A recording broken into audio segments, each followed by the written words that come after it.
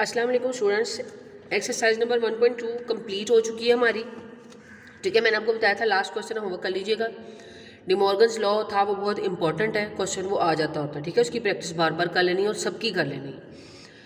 Page number बेटा 9 पे De Morgan law के बाद एक्सरसाइज 1.2 के बाद आती है हमारी वेन डायग्राम। तो पेज नंबर 9 पे बेटा इससे रिलेटेड थ्योरी लिखी है। अगर अपनी बुक को ओपन करें तो ये देखें, आपको नजर आएगी कि वेन डायग्राम इस तरह की शेप की होती है। मैं आपको डिटेल ज़रा खुद बताती हूँ कि वेन डायग्राम होती क्या है और क्यों हम इसको बनाते हैं। बेटा ये ऐसी डायग्राम होती है, सबसे पहले बॉक्स। इस बॉक्स का मतलब है जितने भी नंबर हैं जो हमें रिक्वायर होते हैं, जितने भी डिजिट्स हैं जो हमें क्वेश्चन में दिए होते हैं, या दुनिया के सारे नंबर या जितने हमें बताए हैं वो जो यूनिवर्सल सेट, जैसे मैंने आपको बताया था सबसे बड़ा सेट, वो ये होता है। इसको साइड पे ऐसे यू लिख के ना शो करते हैं। इसका मतलब ये यूनिवर्सल सेट है, हमें जो जो नंबर्स रिक्वायर है वो सब इसमें होंगे। ठीक है, फिर आते हैं, जैसे मैं आपको बताती थी कि यू एक सेट है, उसमें ये वैल्यूज़ चलती जा रही हैं। आप कहोगे ये 1 2 3 4 5 6 7 8, इसका मतलब ये 1 से शुरू हुआ है और ये चलता जा रहा है। ये नेचुरल नंबर का सेट है। आपको अब सेट को देख के पता चल जाना चाहिए। उन्होंने आपको वहाँ लिख के नहीं बताना कि बेटा ये नेचुरल नंबर का सेट है या होल का है या इंटीजर्स का है या व्हाट एवर, इवन और जो भी है। ये आपको फर्स्ट लेक्चर में मैंने बताया था। आपको सेट को देखते ही पता चल जाना चाहिए कि सेट कौन सा है। अच्छा, अब बेटा इसका मतलब यूनिवर्सल सेट मैंने इस तरह का ले लिया, अपनी मर्जी से कोई भी चूज़ कर लिया। अब उन्होंने एक ए दिया, अनदर सेट एक और आपके पास है, उसमें ये वैल्यूज़ हैं, इसमें सिर्फ 3 डिजिट है 1 2 3। इसका मतलब ये वाला जो सेट है वो इससे छोटा है, क्योंकि इसमें थोड़ी वैल्यूज़ हैं, इसमें बहुत ज़्यादा है, इनफाइनाइट नंबर्स हैं, चलते जा रहे हैं, तभी डॉट्स डाले हुए हैं। इसका मतलब ये जो 1 2 3 है ये यहाँ पर कहीं होंगे। हमें नहीं पता कि ये कहाँ पर होंगे, लेकिन होंगे। हमने कह दिया कि 1 2 3 कहीं यहाँ पर है, ये ए है। यानी मैंने एक बड़े सेट में उसका छोटा सेट अंदर ड्रॉ कर लिया। तो ये वाला आपको पता है, जो छोटे वाला सेट होता है वो सब सेट होता है।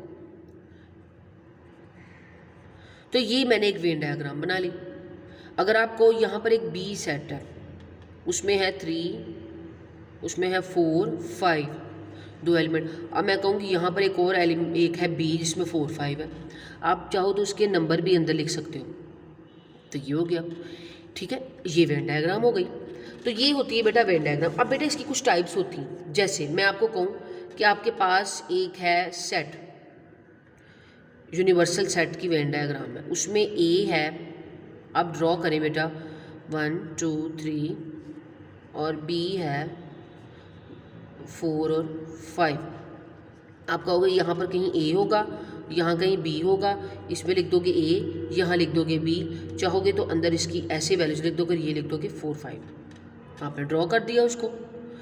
ऐसे दो सेट जो एक दूसरे से बिल्कुल अलग हों। अभी यूनिवर्सल सेट तो हमें पता है ना कि ये बड़ा बाहर वाला यूनिवर्सल सेट है, इसमें सब कुछ है, वो डिस्क्राइब ऊपर करें या ना करें। अंदर जो छोटे सबसेट होंगे, देखिए इनमें और इनमें आपस में कुछ कॉमन नहीं है, इसलिए ये सर्कल अलग अलग बने। तो ये जो केस होता है ये होता है डिसजॉइंट सेट्स का केस, कि इसमें ए और बी में आपस में कुछ भी मैच नहीं कर रहा था, तो वो अलग अलग दो सर्कल्स बन गए। इसको कहते हैं डिसजॉइंट वाला केस। ठीक है, आपकी बुक पे बना हुआ, ठीक है, बना हुआ मैं आपको एक्सरसाइज जब कराऊंगी ना उधर से आपको मिल जाएगा। वैसे ऐसा चिंतना नहीं बना, आपने नोटबुक्स पे ऐसे बना लेना है, बिल्कुल ऐसे। यानी आपने लिखना है, आप लिखना है Venn diagram and its types.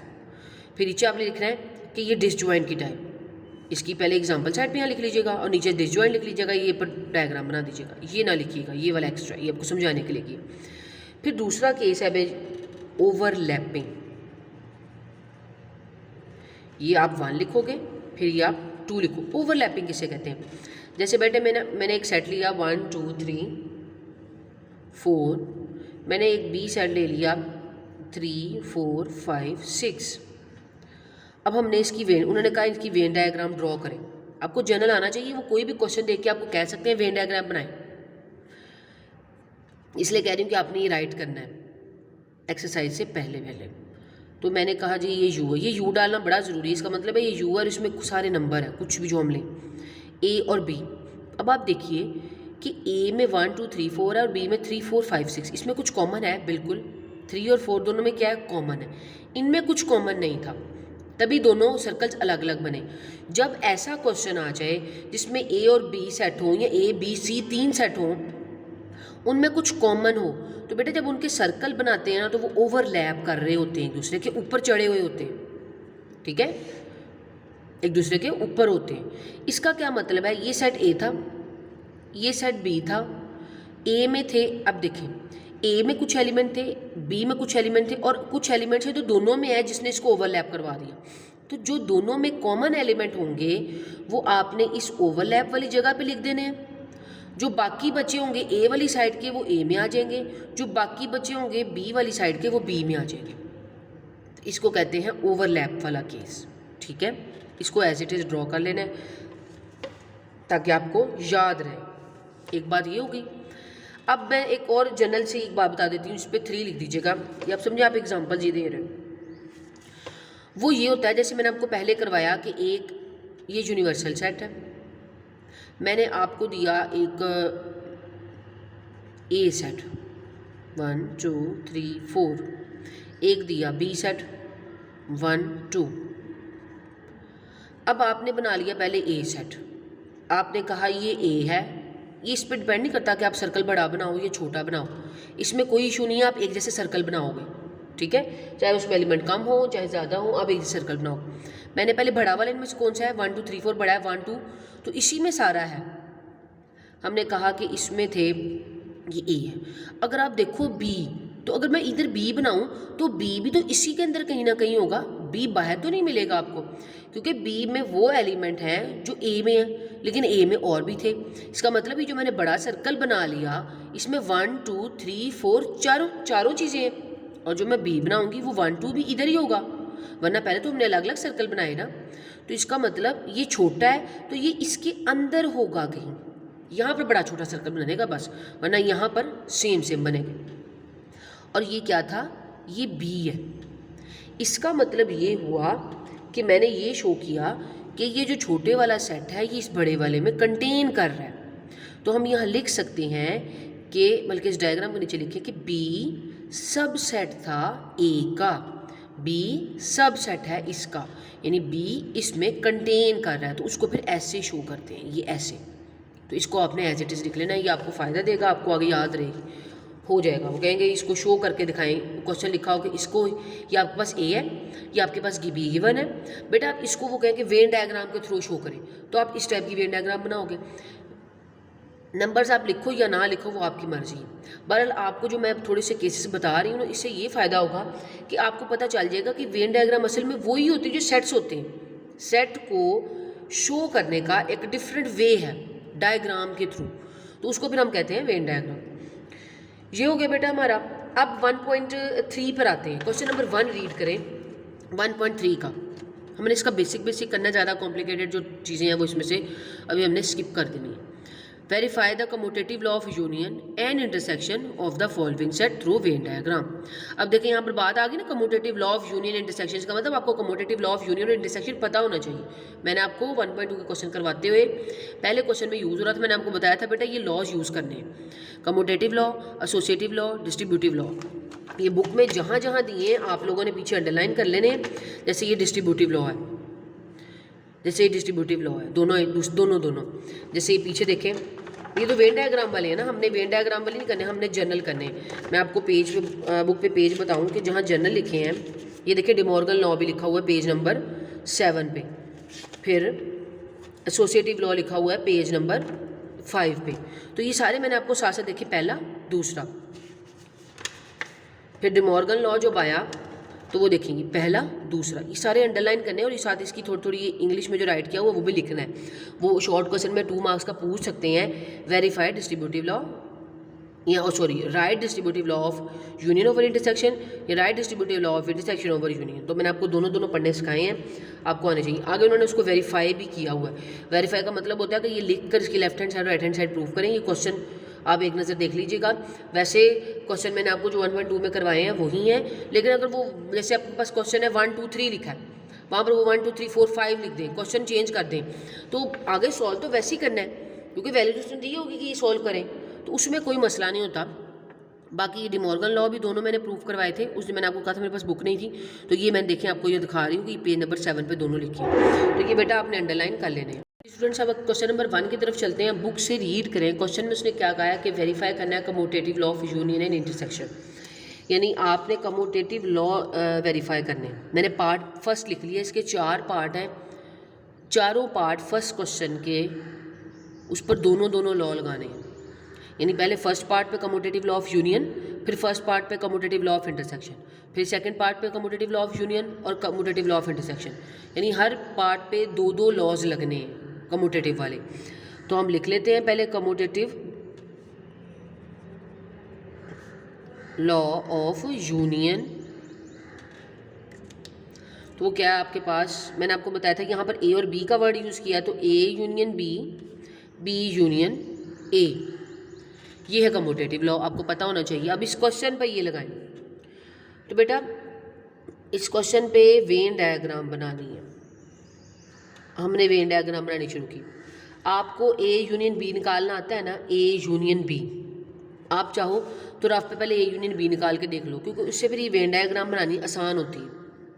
हमारे पास ए है, हमारे पास बी है, हमने इसमें ए और बी की डायग्राम बनानी, जैसे मैंने अभी आपको बताया।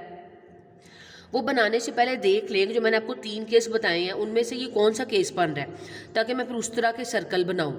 यहाँ तो बिल्कुल अलग अलग बनेंगे, यहाँ एक दूसरे के अंदर बन रहे हैं, यहाँ बिल्कुल ओवरलैप कर रहे हैं। तो तीनों में से आप देख लें कि कौन सा केस आपके पास पॉसिबल है। 3 दोनों में नहीं है, 5 दोनों में है, 9 दोनों में है, 13 दोनों में है। इसका मतलब ये है कि दोनों में कुछ ना कुछ कॉमन है। जब कॉमन आ जाए तो उसका मतलब होता है कि वो ओवरलैप वाला केस है, मींस ए और बी की डायग्राम थोड़ी ओवरलैप करेगी। ये ए हो, ये बी हो, तो हम ए यूनियन बी लेने लगे। अब मैंने आपको कहा था जो कॉमन वाला हिस्सा होता है, यानी 5, 13, 9, बस वो लिख लें दरमियान में, ये थोड़ा छोटा बनाया गया मुझसे, 5, 13, 9, तो ये आपने इधर लिख लिया। बाकी ए में क्या बचा, ए में बचा 3, ए में बचा 7, ए में बचा 11, बस। बी में क्या बचा, 17, 21, 25। ये तो अभी हमने सिर्फ अपनी डायग्राम को रेडी कर लिया है। उसने कहा है कि वेन डायग्राम में वेरीफाई करना होता है कम्यूटेटिव लॉ। कम्यूटेटिव लॉ का क्या मतलब है, ये लेफ्ट हैंड साइड में इसकी लेके सॉल्व कर रही हूँ अभी, ठीक है। इस तरह मुझे इसकी राइट हैंड साइड भी यहाँ सॉल्व करनी पड़ेगी। तो ये मैं कम्यूटेटिव लॉ ऑफ यूनियन कर रहे हैं, फिर इस तरह मैं कम्यूटेटिव लॉ ऑफ इंटरसेक्शन भी करूँगी। वेन डायग्राम में हमने करने होते हैं कलर। अब आंसर जब आएगा, आपको पता है कि ए यूनियन बी का क्या आंसर होगा, जो सारे ए में है, जो सारे बी में है, इसलिए मैंने आपको कहा आप रफ पे ना ए यूनियन बी निकाल के देख लो। जो आंसर आएगा ना उसमें कलर करने हैं, तो आंसर में तो सभी आ जाएंगे, चाहे वो ए में हो, चाहे वो बी में हो, चाहे वो कॉमन में हो। तो इसका मतलब ये, जब मैं इसको कलर करूँगी तो वो कलर ए वाले हिस्से में भी होगा, वो कॉमन वाले हिस्से में भी होगा, और वो बी वाले हिस्से में भी होगा। तो ये था कलर करने का हमारा मेन पर्पस, कलर करना था। तो मैंने ये कलर कर लिया। पेंसिल मत यूज़ कीजिएगा, पेन से बनाएं या पॉइंटर से बना लें या जिससे भी बना लें, पेंसिल से मत बनाइएगा। ये हमने कलर कर लिया, लेफ्ट हैंड साइड कर ली। यानी इसमें हमारा मकसद क्वेश्चन को सॉल्व करना नहीं था, क्वेश्चन की वेन डायग्राम को बनाना था, हमने बना ली। आप चाहें तो मैंने आपको कहा, क्योंकि जब क्वेश्चन सॉल्व कर लोगे ना तो आपको पता चलेगा कि हमने कलर किस में करना है, वो उसका आंसर देख के। जिसको डायरेक्ट पता चल रहा है वो डायरेक्ट पता, जिसको नहीं पता चल रहा वो रफ में पहले सॉल्व करके देख ले, ठीक है। अब बेटा हम इसकी राइट हैंड साइड कर लेते हैं। राइट हैंड साइड क्या कह रहा है, राइट हैंड साइड है जी बी यूनियन ए। तो इसका मतलब इसमें पहला सेट ए था तो ए बनाया, दूसरा बी था बी बनाया। इसमें पहला बी है तो पहले यहाँ बी बनेगा और बाद में ए बनेगा, लेना है फिर भी यूनियन है, पहले बी के एलिमेंट फिर ए के एलिमेंट। वही काम इसमें बी और इसमें ए। कॉमन वाले इससे दरमियान में लिखे, कॉमन वाले इससे क्या आए थे वो तो वही सेम रहेंगे, 13 और 9। ये मेरा छोटा नज़र नहीं आ रहा, आप लोगों ने यहाँ दरमियान में लिखना है। बी में कौन से ऐसे बचे थे, यानी समझो जो यहाँ था वो अब यहाँ आ जाएगा, जो यहाँ है वो यहाँ लिखा जाएगा। क्योंकि उल्टा लिया ना, उन्होंने कहा अगर दोनों साइडें उल्टी करके देखें तब भी आंसर सेम आता है। कलर में जब इसका भी मैं यूनियन निकालती क्वेश्चन में तो आपको होता है सारा कुछ ही आ रहा होता है, तभी तो कम्यूटेटिव लॉ होल्ड करता है, तभी तो ए यूनियन बी और बी यूनियन हो गई इक्वल कहते हैं। तो इसका मतलब इसमें भी कलरिंग होल में होगी। तो ये मैंने कलर कर लिया। तो ये था बेटा इसका फर्स्ट पार्ट का कम्यूटेटिव लॉ ऑफ यूनियन। अब मैं करती हूँ कम्यूटेटिव लॉ, यानी मैं ये पहले पार्ट पे ही दोनों पूरे करें। कम्यूटेटिव लॉ ऑफ इंटरसेक्शन, बिल्कुल कम्यूटेटिव लॉ ऑफ इंटरसेक्शन क्या है, A intersection B, B intersection A, उसमें यूनियन यूनियन है तो इसमें इंटरसेक्शन इंटरसेक्शन है। इसकी भी बेटा डायग्राम बना लेते हैं। पहले ये वाली मैं इसकी लेफ्ट हैंड साइड सॉल्व करती हूँ। लेफ्ट हैंड साइड का मतलब है ये ए इंटरसेक्शन बी है, ठीक है। ये आपके पास यूनिवर्सल सेट, ये ए, और आपको पता है दोनों में कुछ कॉमन है, इसका मतलब ये ओवरलैपिंग वाला केस है, ए और बी बिल्कुल। और लिखना भी जो नंबर है वो ऐसे ही लिखने हैं, यानी देखें ना जिस तरह, मतलब अंदर हमने भी ये इंटरसेक्शन लिया नहीं, अभी मैंने सिर्फ बना के इसमें से बनाया कि कुछ कॉमन है, ओवरलैप किया, और जो अंदर नंबर आने हैं वो तो वही आने हैं। बाद में जो मेन काम है कि यूनियन लेना है या इंटरसेक्शन लेना है, वो कलरिंग उस पर बेस करती है आपकी, ठीक है। बिल्कुल इस साइड पे ये बी इंटरसेक्शन सी ए की भी जो है वो बन जाएगी डायग्राम। इसमें बस बी पहले आएगा, यहाँ यूनिवर्सल सेट का यू, ए और नंबर भी अंदर वैसे लिखे जाएंगे। बी साइड पे आ गया और ए साइड पे आ गया, और सेंटर में वो क्या थे 5, 9, 13 या 39 लिख लें, जैसे मर्जी आप लिख लें ऊपर नीचे। अब आई कलरिंग की बारी। इंटरसेक्शन में कलरिंग किस में होती, इंटरसेक्शन में आंसर क्या आता होता है, यूनियन में सारा आंसर आ जाता था, चाहे वो ए में होता था चाहे वो बी में होता था, हम आंसर में सब कुछ लिखते थे, इसलिए कलर भी सारे में हुआ, दोनों में, ए में, बी में, कॉमन में, अनकॉमन में, सब में, ठीक है। इसमें जो है इंटरसेक्शन में वो आता होता है जो इन दोनों में कॉमन हो।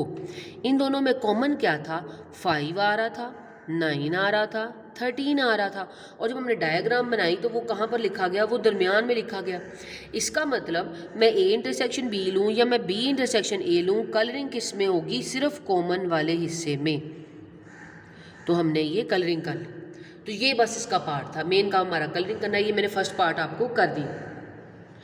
अब बेटा जो सेकंड और सेकंड जो पार्ट है वो मैं आपको स्टार्ट करवा देती हूँ। उसमें लिखा है the set of N and G, यानी यहाँ पर आपको ए और बी लिख दिए ना, यहाँ पर उन्होंने समझे वो दो सेट लिखे नहीं, उनके नाम लिख दिए। एन आपको खुद पता होना चाहिए, एन क्या है, एन होता है जी नेचुरल नंबर। ये सेकंड पार्ट शुरू कर रहे हैं, वो हमने लिख लिया और ये चलता जा रहा है। हमारे पास जी क्या है बेटा, हमारे पास जी होता है इंटीजर्स का सेट, 0 +- 1 +- 2 +- 3 +- 4 और सो ऑन। यानी पहले हमने इसको सेट लिखा भी, अब उसको बिल्कुल वैसे सॉल्व करेंगे, ठीक है। तो मैं ये सॉल्व थोड़ा सा करवा देती हूँ। 2 पार्ट आज करेंगे, बाकी जो है ना 4th पार्ट आपने होमवर्क में कर लेना है, 3rd पार्ट मैं आपको खुद कल करवाऊँगी, ठीक है। तो इसका मैं आपको अभी ये सेकंड पार्ट शुरू करवाती हूँ जी। इसका मतलब ये है कि अब मुझे फिर कम्यूटेटिव लॉ ऑफ यूनियन लगाना पड़ेगा, दोनों निकालने पड़ेंगे। उसके लिए पहले ए बी यूज़ किया था, अब एन जी है, तो इसका मतलब N union G is equal to G union N, यानी जो अल्फ़ाबेट यूज़ किया हो अपने उसके अकॉर्डिंग चलना होता है। तो हम इसका मतलब यहाँ बनाना पड़ेगा, पहले हम यूनियन के निकालते हैं, फिर हम इंटरसेक्शन का लॉ निकालते हैं। मैं इसलिए डायग्राम ज़रा साथ ही बना लेती हूँ ताकि आपको नज़र आए। यानी यहाँ बनेगी एन यूनियन जी की, यहाँ बनेगी जी यूनियन एन की, ये यूनिवर्सल सेट। अब देखिए क्वेश्चन में बिल्कुल देखें ना, मैंने अंदर सर्कल बनाने हैं। अब मैं देखूँ कि यूनियन वाले में पहले सर्कल किस तरह के बनेंगे, कुछ कॉमन है दोनों में। ये सारी प्लस वाली वैल्यूज हैं, कुछ भी नहीं साथ डाला, मतलब ये प्लस वाली होती हैं जो नेचुरल नंबर्स के एलिमेंट होते हैं। इसमें 0 भी है, इसमें प्लस वाली में, इसमें माइनस वाली में। देखिए ये +1, ये +1, +2, +3, +3, +3, +4, +4, यानी सब में प्लस वाली तो सेम है, लेकिन इसमें माइनस वाली एक्स्ट्रा है जो कि सेम नहीं। तो अगर कुछ सेम है तो इसका मतलब जब डायग्राम बनेगी वो एक दूसरे के ऊपर ओवरलैप वाली बनेगी दोनों में, ठीक है। अब ये है n, ये है z, इसमें पहला है z और ये है n। अब जो कॉमन वाला हिस्सा है वो लिखना है यहाँ पर, जो बाकी बचेंगे वो इधर, ठीक है। इसमें कॉमन क्या है, इसमें देखें 1 दोनों में, 2 दोनों में, 1 दोनों में, 2 दोनों में, 3 दोनों में, 4 दोनों में। अब ये तो चलते ही जा रहे हैं, चलते जा रहे हैं, हम सारे तो नहीं लिखेंगे, हम यहाँ डाल देंगे डॉट, 3 डॉट डाल देने हम, ये मैंने 3 डॉट डाले हैं, ठीक है। इसका मतलब ये चलते ही जा रहे हैं। बिल्कुल यहाँ पर भी ऐसे 1 2 3 4 5 सो ऑन, ठीक है।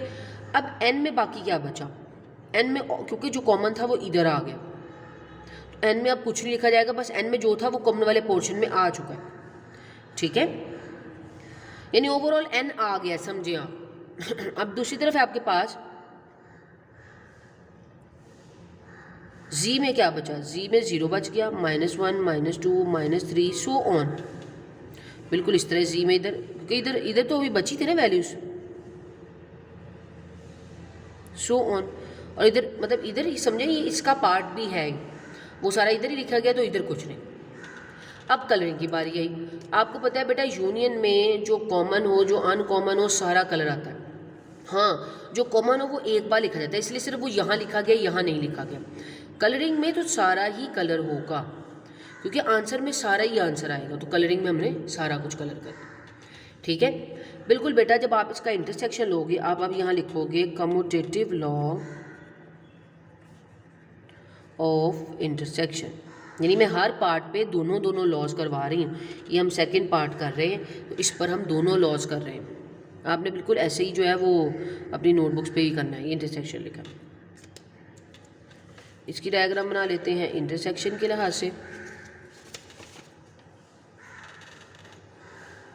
इंटरसेक्शन का पहले यहाँ लॉ लिखना था, वो होना था आपके पास n intersection z, z intersection n। जैसे यहाँ यूनियन का लिखा, यहाँ मैंने पहले इंटरसेक्शन का लिख दिया, वो छोटी स्पेड है इसलिए थोड़ा छोटा लिख दिया। यहाँ बनेगा और ये बनेगा, ये इधर यू लिखा। अब इन दोनों में कुछ कॉमन था, इसलिए डायग्राम ओवरलैप बनी। वो हमने वैल्यूज यहीं से देख के लिख लेनी है, क्योंकि क्वेश्चन तो एक जैसा ही है ना दोनों का। So on. बात कलरिंग की सेम चेंज होने की होती है, जो आपके पास वैल्यूज़ होती हैं वो अंदर वैसी ही रहती हैं।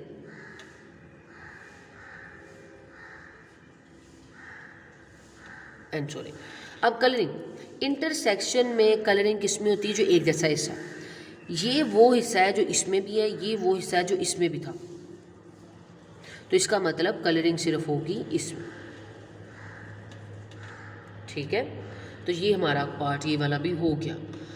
अब बेटा 2 पार्ट मैंने आपको करवा दिए, मैंने आपको वेन डायग्राम की समझ बता दी है कि कैसे होता है। एक 4 वाला पार्ट बिल्कुल ऐसा ही है इस पार्ट की तरह का, वो आपने होमवर्क में करना है। 3 पार्ट नहीं करना, वो मैं कल करवाऊंगी, तो वो आप फिर करिएगा, ठीक है। उसमें थोड़ी बातें समझाने वाली हैं।